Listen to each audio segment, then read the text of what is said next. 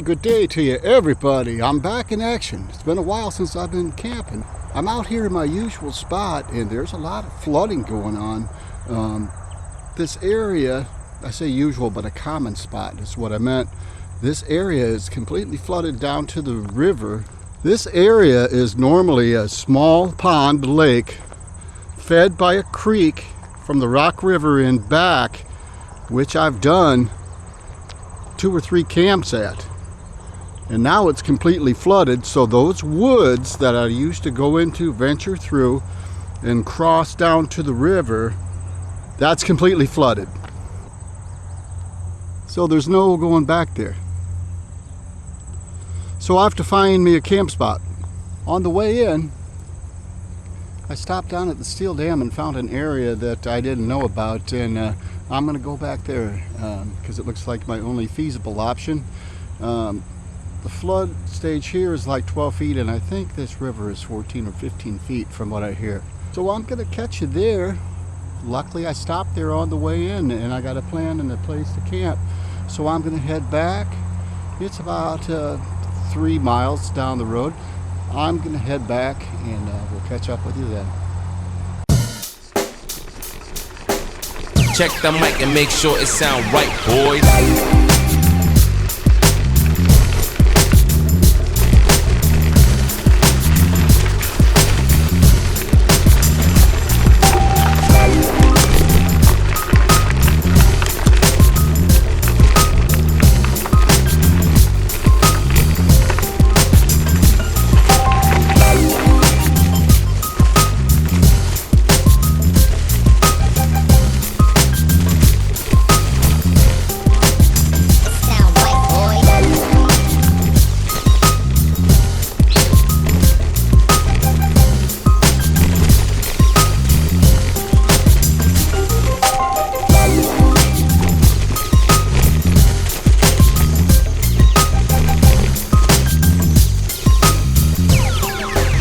Sound right, boys.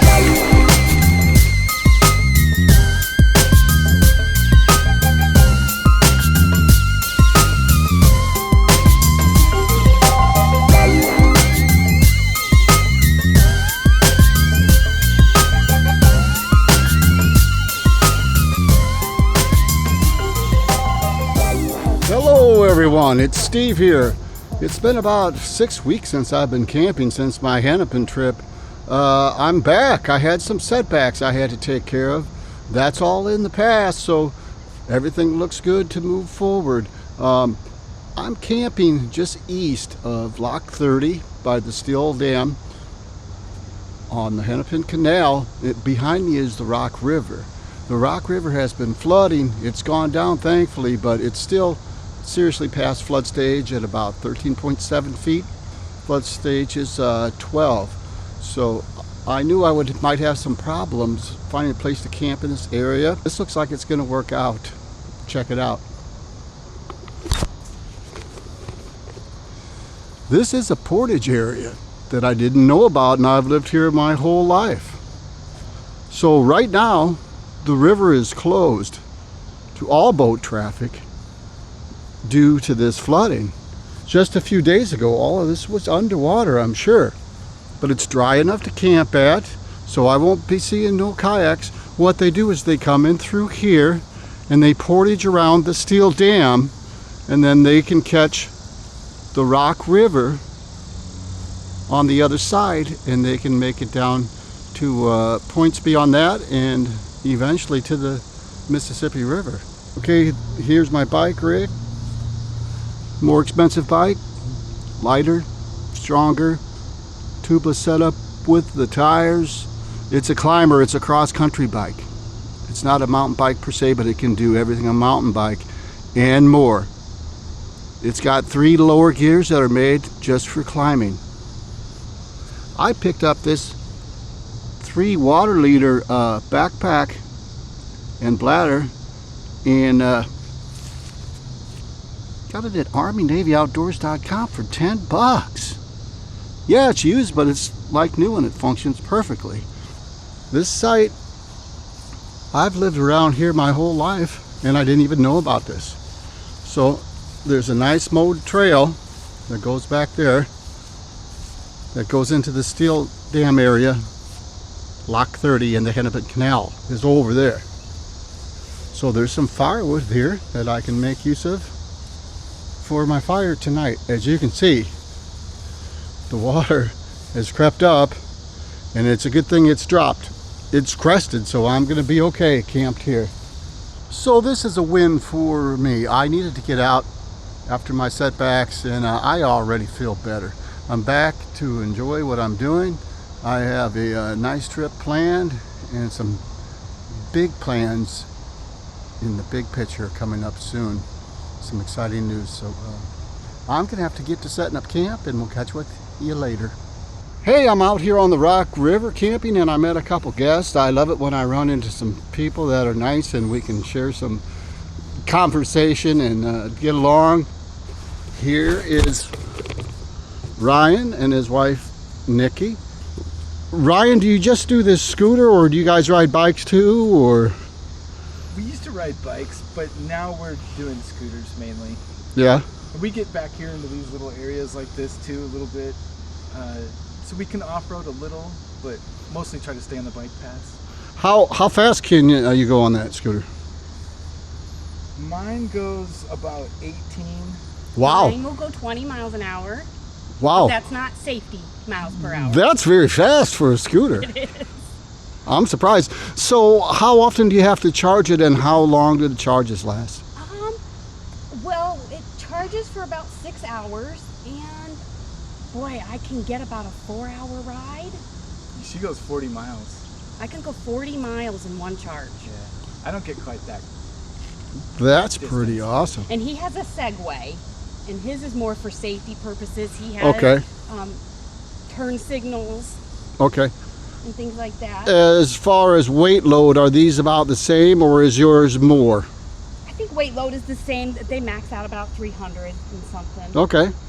Now, I'm not asking you for a dollar figure, but are these affordable modes of transportation, or is it quite expensive?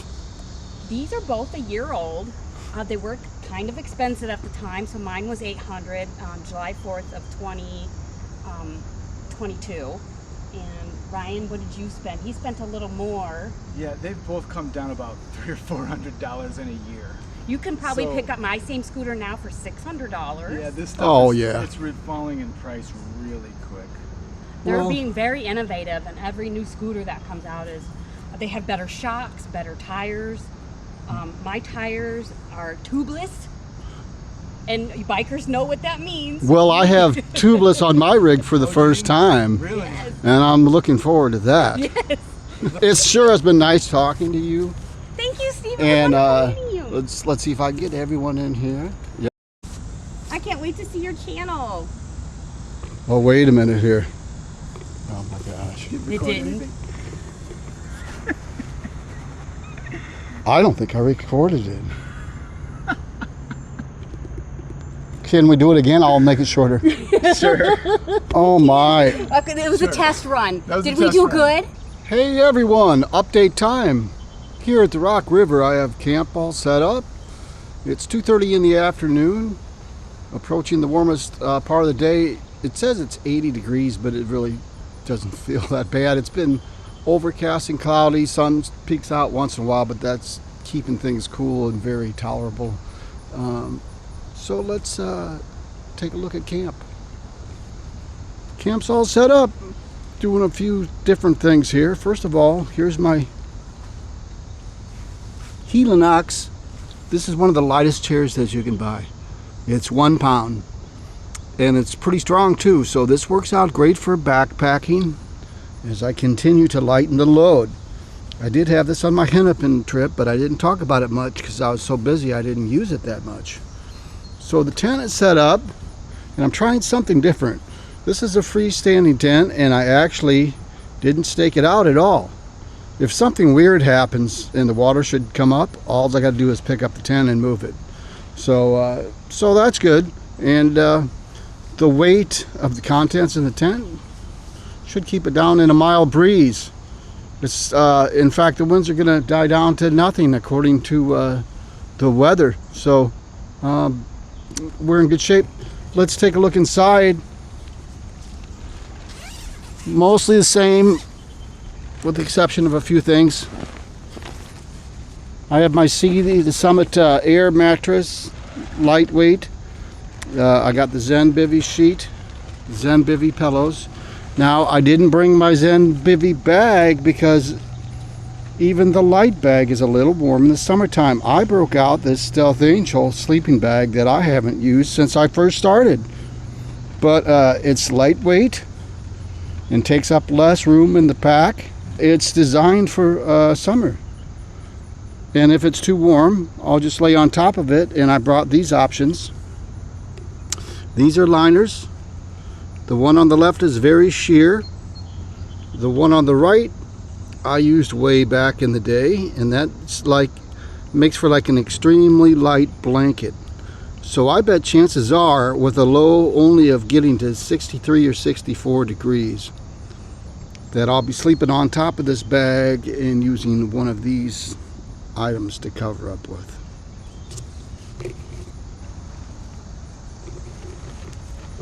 I brought my guitar again, so we will be hearing some more original music. So the new rig worked great on the ride in.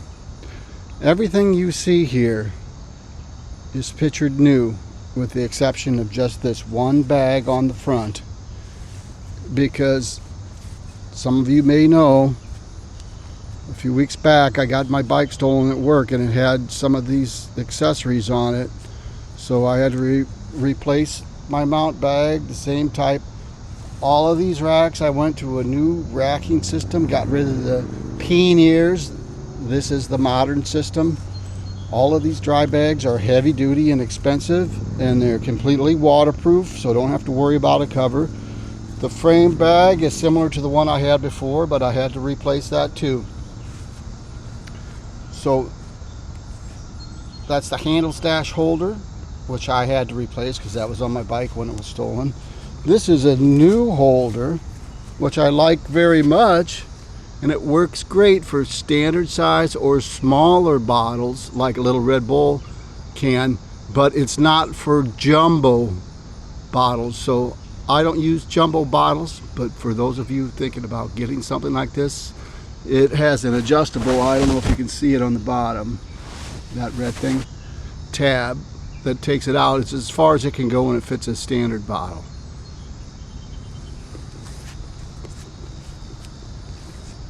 So it's a bummer that I had to start over, but you know, I got all top of the line gear now.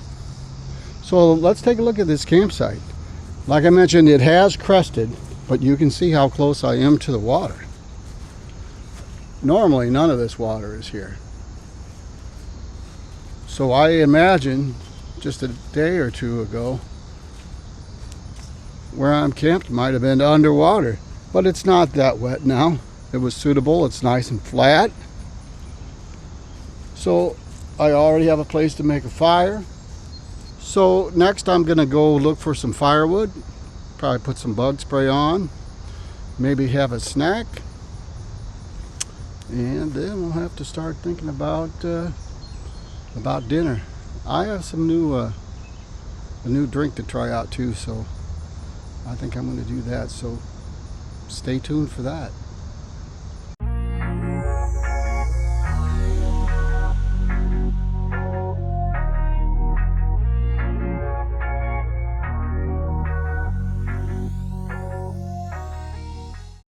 All right, I'm here and I met a couple other very nice people. This is Keith and Linda, and they walked by and they seen what I had going on here, and we started having a discussion, and it was real nice. Keith is also a bike packer. As you can see, he's got a Rag Bike shirt on. So you told me, Keith, about some of the adventures you've had. You want to talk just briefly about some of them?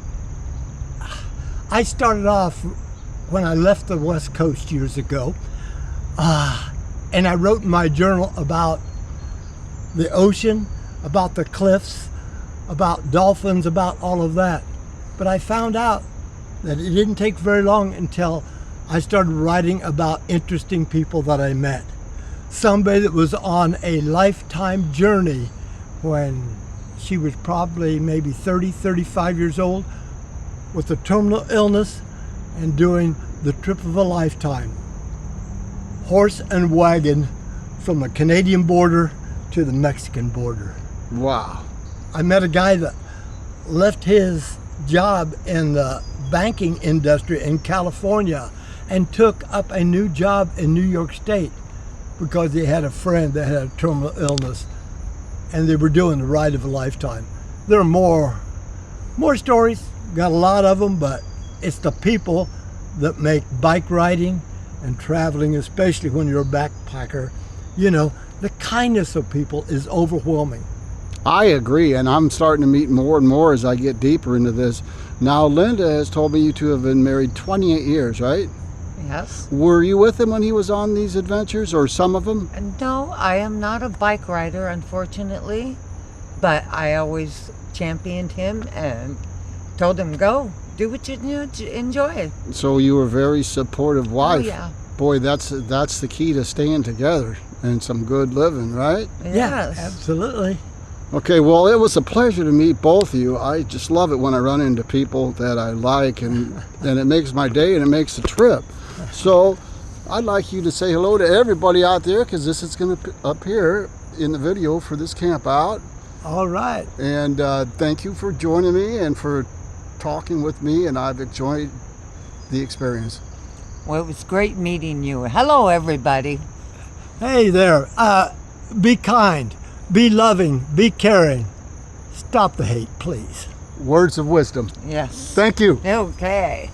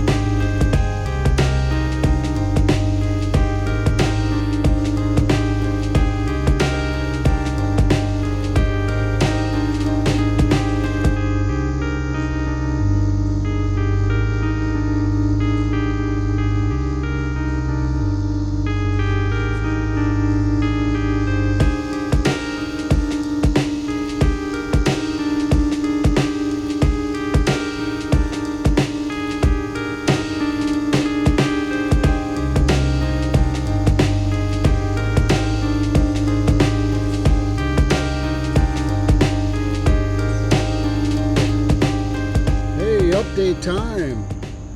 It's getting to be about 4:30 p.m. and I got a special drink to try out. Now, I've never been a coffee drinker, but I'm acquiring slowly a taste for coffee, only because it's convenient for bike packing, and I don't want to drink hot chocolate year round. You know, mix it up a little bit. Sometimes I'll mix the hot chocolate with coffee, but this is the Death Wish Coffee Dark Roast, 300 milligrams of caffeine. Now I boiled up, this is a 12-ounce cup. It's got about 10 ounces in it. So I'm going to try this. I'm going to have a little snack before dinner. Some corn nuts, a little bit of this caramel mocha chocolate nut mix, and some crackers. I forgot paper plates, so I've just got to eat it out of the bag. And I don't need a paper plate for dinner either, because I got some Army MRE food to eat, and I can eat it straight from the pouch. But anyway, oh yeah, before I get on the coffee, this Max DEET insect repellent from Sawyer, I applied that before I went and collected firewood. Now it came in a 3-pack, and there must have been a spray nozzle in there, and I was in a hurry, I didn't look at it, so I had to kind of slather it on me because I don't have a spray nozzle. But I will tell you, there are some bugs around here.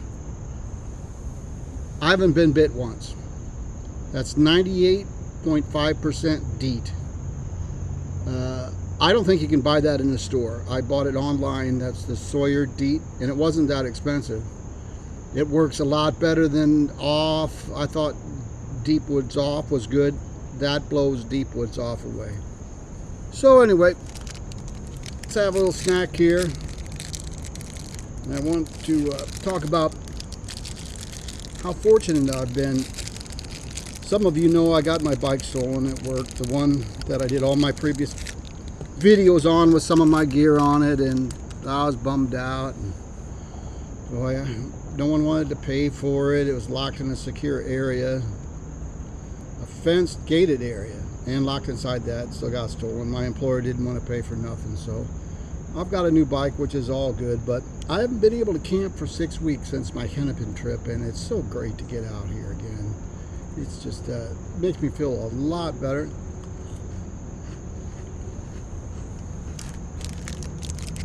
Got some Ritz peanut butter crackers. Let's try this dark roast.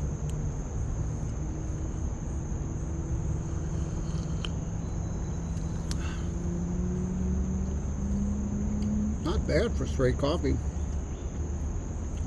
It's got some kind of little hint of chocolate or something else in it. I'm gonna have to look it up. Doesn't taste like a cheap, you know, instant coffee like the kind they got at work. This is pretty good.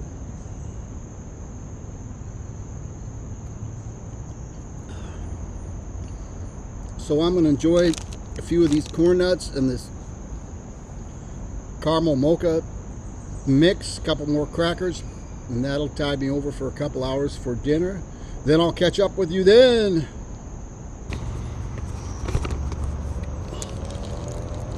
Got something here.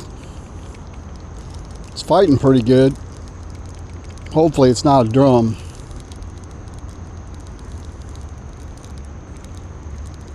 Got something here.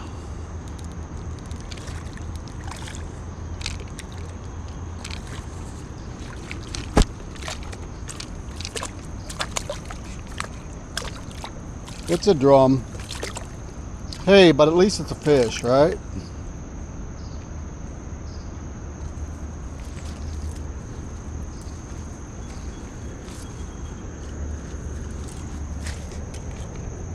And it didn't swallow the hook. So he's going back. Thank you, sir. Well, it's update time. Time for dinner. Spaghetti with beef and sauce. This is the Army MRE, Meals Ready to Eat. It's one of my favorites. Heating it up in the heater bag so you don't have to mess with pans and stuff. Easier is better sometimes. So I've been fishing. I got the pole out and I caught 3 in 20 minutes, but I keep getting drums, you know, which I don't eat.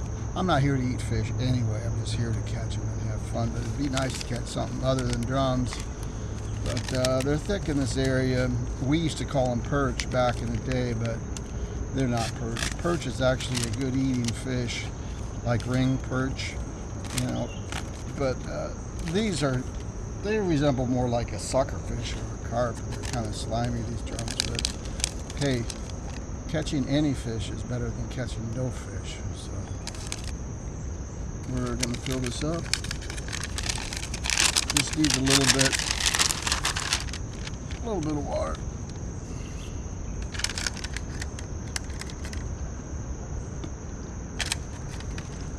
Can't fill them too full. There's 2 lines down here at the bottom. You got to stay in those lines, and I'm right on the line. So causes a chemical reaction. These are safe chemicals. And it releases heat and it heats them up. So we're going to drop that in the bag.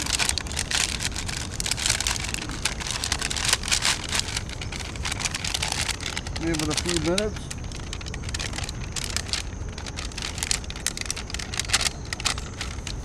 Heat it up, and then we'll eat. All right, having some spaghetti. I tell you what, in many ways, those heating bags are the way to go, and they're inexpensive. So are these meals. I mean, I like the dehydrated meals, but they're 10, 12, 15, $16 a piece. You buy a case of these, 40, and it averages out to $2 a meal. But you know, after I retire, I might have to do more of these than the dehydrated ones. But here we got some spaghetti.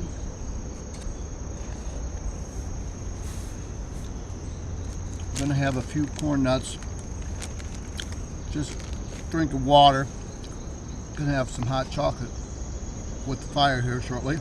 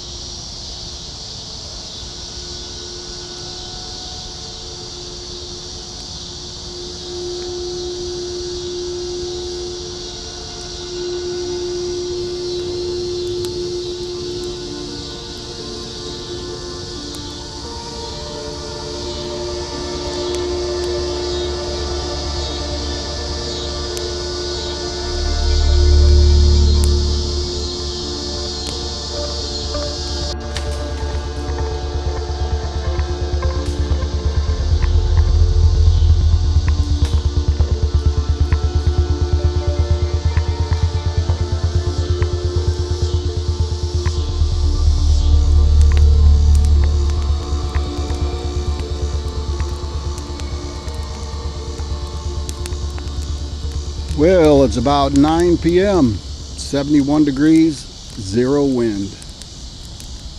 It's hot chocolate time. Things are working out pretty good here in this spot. There is quite a few people walk back here. Some are nice and I'm cool with, and a few are sketchy. So I don't know how well I'm going to sleep tonight. But you'll have that. An area groomed like this just off a busy place like this steel dam, you know, there's going to be more people.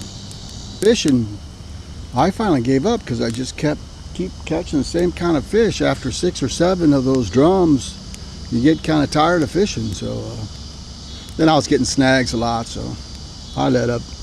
Cheers, folks. Cheers. Thank you for watching. Thank you to my subscribers for returning. Things are getting better. So because I'm probably going to go in the tent early, because not a lot else to do, I'll probably catch up with you with the video in the tent. Until then, be good, and we'll see you soon.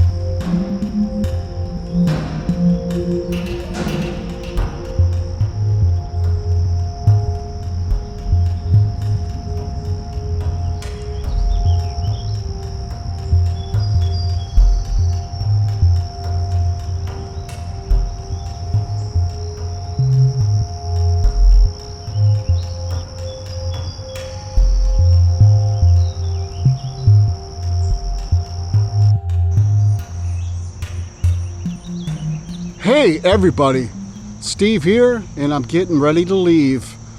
This trip was a mixed bag.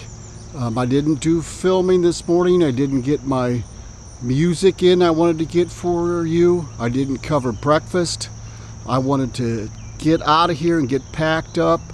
Like I said, it's a little before 9 a.m., 72 degrees. It's a nice morning, but this is not the place to camp.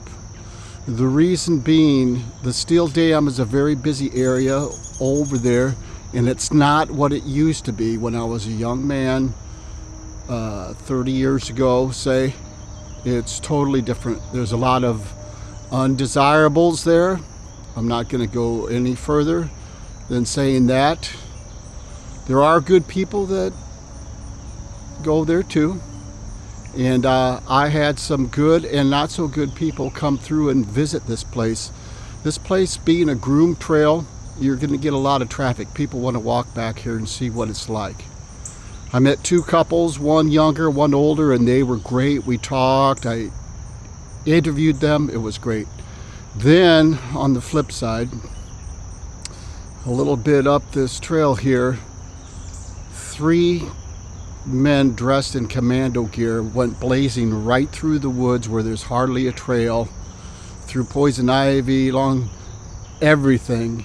They went a ways in. I could hear a bunch of crackling and breaking up and stuff. I don't know what they were up to, but that was red flag number 1.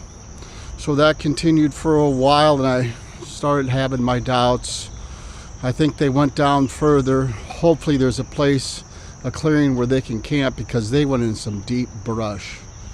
And then later at dusk, 2 very undesirable, dangerous looking young men came in, and one of them didn't speak English. The other one was broken, and he had a lot of questions for me that I didn't like. What am I doing here? He was supposed to meet his brother here. Have you seen some people around? And he asked me what I was cooking, you know, what I was doing. Then he asked me how long I was going to be here, and I lied. I told him I'm going to eat dinner and then I'm going to get out of here. So I could have been an easy target for the 2 young undesirables or the commandos if they came back. You know, they could have rolled me, took all my gear, or worse. So I will never camp here again. I would suggest that anybody coming out here, this is Lock 30 at the Still Dam of the Hennepin, come in the daylight, morning, midday, stay for an hour, fish, walk around, fine. Don't stay for any duration. Do not come here near or after dark. I had a sleepless night basically because every sound, you know, I was on edge. I should have stuck to my instincts and left, packed up while I still had time. I learned that this trip wasn't a total loss. I got to try out my gear, learn how to pack my new gear, pack it up and everything. But basically I had to camp here because I already knew about this area. I camped downstream 3 or 4 miles. It's very remote. I hike in through some woods where these undesirables would never go, that they don't even know about. They come here because they don't have to register. They can stay as long as they want. They don't have to check in. So their names won't get run through the system, if you know what I mean. So it's dangerous out here, and I'm lucky nobody showed up during the night. Another thing I want to show you is this. All the ominous signs were there that this was wrong. Check this out.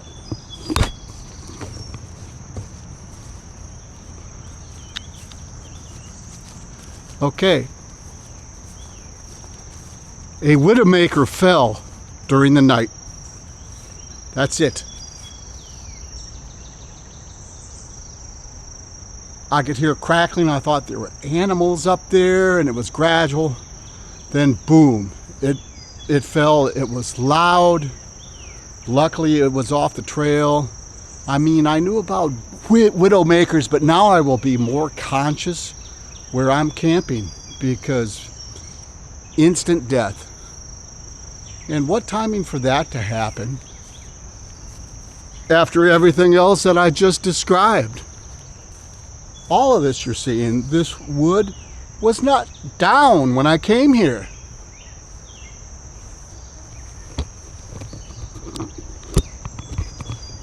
So all the signs added up to no good, and I ignored it. Well, I didn't ignore it. I thought about it, but I made the decision to stay. Fortunately, through luck, nothing bad happened, but I was set up for a recipe for a disaster. So I learned a valuable lesson. I'm going to have better protection when I go, regardless of where I go. And I'm going to stay away from situations like this, which I should know better at this stage. So with that, the whole trip wasn't a loss. I gained some good information. I got to test out my new biking gear. Everything worked great, but pay attention to your surroundings if you're going to do this. Evaluate the situation, because this could have been very bad.